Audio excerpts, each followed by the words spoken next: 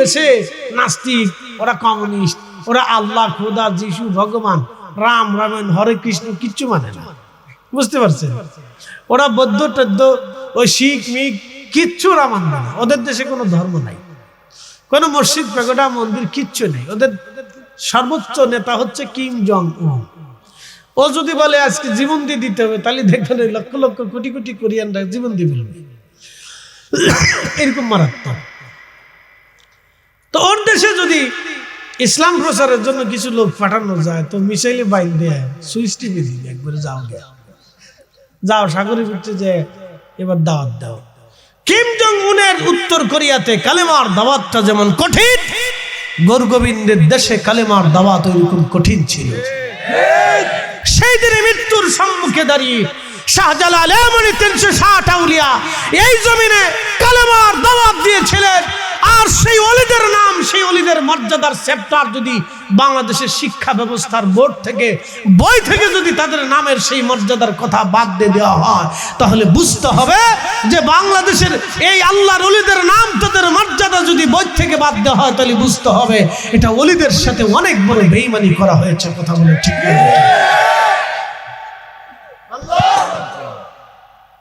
যেমনি তাকবীর দিলেন, মনে ডরাই ডরাই দিলেন, ডরায় না, একসাথে বলে নারে তাকবীর, নারে রিসালাত।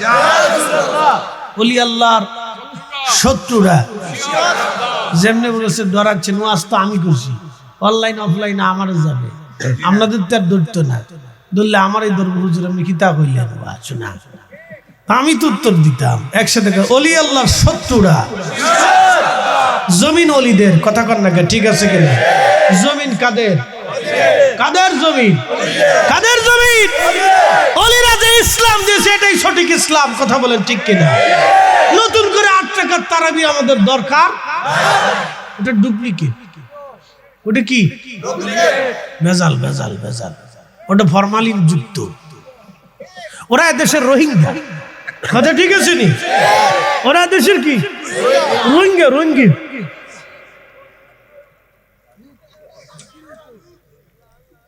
ওই তো নি,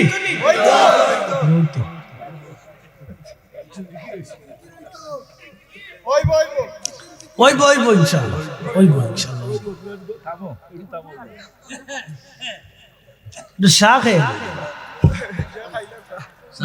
গলাটা মিশে। শোনেন, দুঃখের সাথে আজকে কথাগুলি বলতে হচ্ছে। আচ্ছা, আমাদের বইয়ের ভিতরে ওই খরগোশ আর কচ্ছপের কিচ্ছা আছে না? যদি এটা কিচ্ছা, কিন্তু এর ভিতরে একটা শিক্ষণীয় বিষয় আছে, একটা শিক্ষার জন্য কিন্তু এই ঘটনাটাকে লেখক সাজিয়েছে, কথা ঠিক আছে কিনা? এই কথাটা কি? মন্থর গতিতেও হলেও লক্ষ্যে পৌঁছানো সম্ভব যদি উদ্দেশ্য সুন্দর থাকে। এই শিক্ষার মূল প্রতিপাদ্য হলো এটা, যদি আপনি লক্ষ্যে পৌঁছাইতে পারেন, সেটা যদি মন্থর গতিতেও হয়, তাহলে আপনি লক্ষ্য যদি স্থির থাকে, তাহলে আপনি গন্তব্যে পৌঁছাইতে পারবেন। এই খরগোশ আর কচ্ছপের গল্পের মূল শিক্ষা হচ্ছে এটা, যে আপনি মন্থর গতিতে, অর্থাৎ ধীরেও যদি অগ্রসর হতে থাকেন, কিন্তু লক্ষ্য এবং উদ্দেশ্য যদি আপনার সুন্দর থাকে, ঠিক থাকে, তা আপনি লক্ষ্যে পৌঁছাইতে পারবেন। এটা হলো এই খরগোশ এবং কচ্ছপের গল্পের মূল সারাংশ এবং বুঝার বিষয়। যে গল্প থাকুক আমাদের আপত্তি নাই, গল্প সুন্দর এবং উদ্দেশ্য সুন্দর। এত গল্পের ভিড়ে আল্লাহর ওলিদের মর্যাদার কথা একটা পৃষ্ঠা কি ওলিরা বই সাবজেক্টের ভিতরে পায় না? কথা কর না কেন, পায় না? ওরা সাবজেক্ট থেকে কেটে দেবে। বলেন কোরআন থেকে কাটতে পারবে? একসাথে বলেন পারবে? সহিহ হাদিসের কিতাবে আল্লাহ রাসূল হাদিসের কিতাবে ওলিদের মর্যাদার কথা লেখছে, এটা কি কাটতে পারবে? তো পাগলের সুখ মনে মনে রায়তুলি তারা, কথা ঠিক আছে? পাগল দেখবেন খুব মনে মনে সুখ, বিরাট সুখী, হোক আমি দেশের প্রেসিডেন্ট, ওর মতো দেশে সুখী আর দুনিয়াতে কেউ নাই, ও বিরাট সুখী। ও ডানে বামে সামনে পিছনে কোনো চিন্তা নেই, ও হাঁটবে, গান গাবে, কানবে, ফিডাবে। একসময় দেখবেন উপুতে পড়ে রয়েছে, চিতে শুয়ে রয়েছে, গাছের নিচে বসে রয়েছে, কি খাবে না খেয়ে ওই চিন্তা নেই। একবারে চিন্তা মুক্ত, এই জন্য পাগলের শরীরে কোনো অসুস্থতা আসে না। ওর ডায়াবেটিস নাই, হার্টের সমস্যা নাই, প্রেশারের সমস্যা নাই, কিডনি বসে না, ওর শরীরে ঘা হয় না, চুলকানি হয় না, দেখবেন ফ্রেশ। কি কথা কর না কেন? 1 মাস পর্যন্ত গোসল করে না, ওর শরীরে কোনো অ্যালার্জি নেই, ওর কোনো চিন্তা নেই, নিশ্চিন্তে থাকে, এই জন্য ওর সুখী। টেনশন হচ্ছে মানুষের এমন এক রোগের প্রধান উৎস, যেই টেনশন করলে মানুষের শরীরের সমস্ত রোগ একসাথে দানা বেঁধে বাসা বেঁধে শরীরের ভিতরে বসে থাকে। এই জন্য টেনশন যদি মুক্ত হইতে চান তাহলে একটা ওষুধ আজকে দিয়ে যাব, নেবেন? জোরে বলেন নেবেন? একসাথে বলেন আল্লাহু আকবার। রাসূল করিম মন বেজার, নবীজির কি বেজার? মন বেজার। দেখেন আল্লাহ তার রাসূলকে কিভাবে খুশি করে, মন বেজার। তা আমাদের প্রিয়জনের যদি মন বেজার হয় তাহলে দেখবেন আরেকজনের মনটা খুশি করার জন্য তারে বিভিন্ন ধরনের চেষ্টা করে যে সে যাতে খুশি হয়, মনটা যাতে ভালো লাগে, সে যাতে বেজার না হয়। তা আপনার আল্লাহ রসুলের মন বেজার, আল্লাহ ডাক দিলেন নবী আমার মন বেজার কেন? আল্লাহ রসুল বলেন রব্বি, আপনি মূসারে কালিমুল্লাহ, ঈসারে রুহুল্লাহ, ইব্রাহিম রে খলিলুল্লাহ, আদম রে সফিউল্লাহ, ইসমাইল রে জবিহুল্লাহ বানাইলেন, আমার কি দিলেন?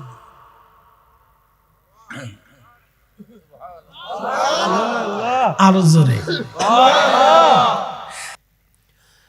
মুসলমান ভালো করে শোনেন, কি বলবো, দুঃখের সাথে কথাগুলি বলছি। আজকে আমাদের সমাজ এত নির্মমতায় পৌঁছে গেছে। আজকে একটা ভিডিও দেখে খুব গা শিউরে উঠলো। খুলনাতে এক রিক্সা চালককে প্যাসেঞ্জার এসে যে এক ডাকাত হাতুড়ি দিয়ে তার মাথা পিটিয়ে হত্যা করে রিক্সা নিয়ে গেছে। একটা রিক্সার দাম কত বলেন? একটা রিক্সার দাম কত? না অটো রিক্সা, না ওই রিক্সা, না নর্মাল অটো রিক্সা, যেটা আগে পাও দিয়ে যে রিক্সা চালাইতো, এখন ওটার নিচে একটা অটো মেশিন লাগাই দিয়ে ওটারে অটো রিক্সা বানাই লাগছে। এটার দাম কত? 50-60 হাজার। তো 60 হাজার টাকার জন্য একটা জীবন চলে গেল। আহা, ওই গরিব মানুষটা তার সন্তানের খাবার নিয়ে যেত, তার স্ত্রীর জন্য ভরণ পোষণ নিয়ে যেত, হাতুড়ি দিয়ে পিটাইয়া তাকে হত্যা করে মাত্র 60 হাজার টাকার একটা রিক্সা এই ডাকাত তাকে নিয়ে চলে গেল। এই ডাকাতগুলি কারা জানেন? ওরা নেশাগ্রস্ত। কি কথা কর না কেন? যদি নেশাগ্রস্ত না হয় তাহলে মাত্র 60 হাজার টাকার জন্য একজন মানুষের জীবন এইভাবে কাটতে পারে না। এই নেশাগ্রস্তরা এইভাবে কত মানুষের জীবন কেড়ে নিয়েছে, কিন্তু আজও পর্যন্ত নেশাকে দাফন করার জন্য আজও পর্যন্ত কোনো সেই সিস্টেম তৈরি করা হলো না। বাংলাদেশে নেশা বিক্রি করে কারা?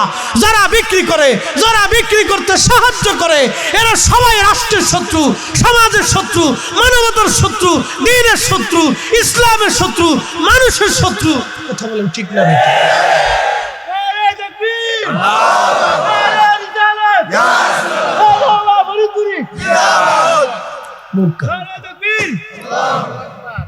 মানুষের শত্রু, ওরা রাষ্ট্রের শত্রু, ওরা আমাদের শত্রু, ওরা মানবতার শত্রু। কথা ঠিক আছে কিনা?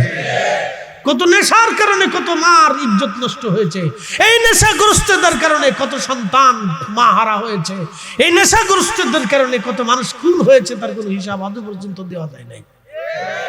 তারপরে দেশে নেশা ওপেন বিক্রি হয়। গাঁজা, কি কথা কন না কেন? গাঁজা ওপেন বিক্রি হয়, ইয়াবা ওপেন বিক্রি হচ্ছে।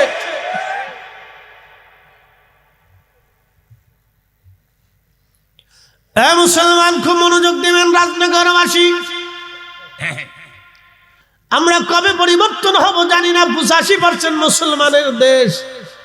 আল্লাহ এই জমিন ওলিরা এসেছিলেন, কত ওলি আসছেন, কত ওলিরা কত কষ্ট করে এই জমিনে কালেমার দাওয়াত দিয়েছেন। ওলিদের কালেমার দাওয়াত দিতে কত কষ্ট হয়েছিল তার একটা বাস্তব উদাহরণ দেই। বাংলাদেশে যারা চিন্তা করলো আমরা ইসলামের অনেক বড় খেদমত করেছি, ভালো কথা, তাদেরকে বলবো এতই যদি ইসলামের খেদমত করে থাকেন তাহলে আপনারা একটু দয়া করে উত্তর কোরিয়া চলে যান। কোন জায়গা? উত্তর কোরিয়ার প্রেসিডেন্টের নাম কি? এই তুই এদিকে এদিকে এদিকে। দাঁড়া, তোর চুলের কাটিং তো একবার উত্তর কোরিয়ার কাটিং। দাঁড়া দাঁড়া দাঁড়া দাঁড়া দাঁড়া, অসুবিধা নেই, দাঁড়া, কাটছিস তো কাটছিস, আমার কিতা করার আছে, কিছু করার নাই। আর উপর তো ওটা আমি বুঝে লাইছি, তুই কাটিং তো একবারে কিম জং উনের কাটিং দিয়ে লাইছিস। এটা নাম হলো বাটি কাটিং নাকি রে? না কোন কাটিং এটা? হ্যাঁ, সোলেমানি কাটিং। ই রে, সোলেমান আলাইহিস সালামের নাম দিস রে, লা হাওলা ওয়ালা কুওয়াতা ইল্লা বিল্লাহ। হলো কিম জং উন কাটিং, উন কাটিং দিস, উন কাটিং। তো কিম জং উনের মতো চুলের কাটিং আর দেখি ঘটনা কি, ও এই কাটিং দিল কে? আচ্ছা যাক,